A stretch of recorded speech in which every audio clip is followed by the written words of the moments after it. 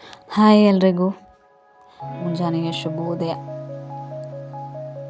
ಬೆಳಗ್ಗೆ ಎದ್ದ ತಕ್ಷಣ ಎಷ್ಟು ಕೆಲಸಗಳಿರುತ್ತೆ ಅಲ್ವಾ. ಮನೆ ಬಾಗಿಲೊರ್ಸು, ಮನೆ ಗುಡಿಸು, ಮನೆ ಒರೆಸು, ಹಸ್ಬೆಂಡ್ನ ಆಫೀಸಿಗೆ ಕಳಿಸು, ನಾಷ್ಟ ಮಾಡು, ಅಡುಗೆ ಮಾಡು, ಕಿಚನ್ ಕ್ಲೀನ್ ಮಾಡು. ಹಬ್ಬ, ಜೊತೆಲಿ ಮನೆ ಕೆಲಸ ಎಲ್ಲ ಮಾಡಿ ಆಫೀಸ್ಗೂ ಹೋಗು.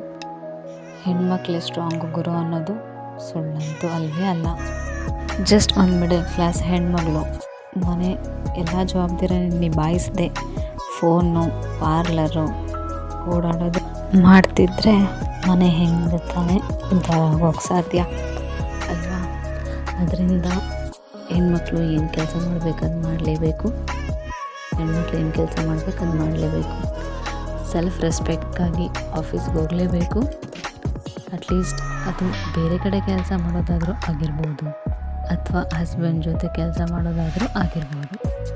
ನಾನು ನನ್ನ ಹಸ್ಬೆಂಡ್ ಜೊತೆ ಅವ್ರದ್ದೇ ಕಂಪ್ನಿಯಲ್ಲಿ ಅವ್ರಿಗೆ ಸ್ವಲ್ಪ ಅಳಿಲು ಸೇವೆ ಮಾಡ್ತಿದ್ದೀನಿ. ಕೆಲಸ ಎಲ್ಲ ಮುಗಿಸಿ ನಾನು ಬರೋದು 2ರಿಂದ 3 ಗಂಟೆ ಆಗುತ್ತೆ.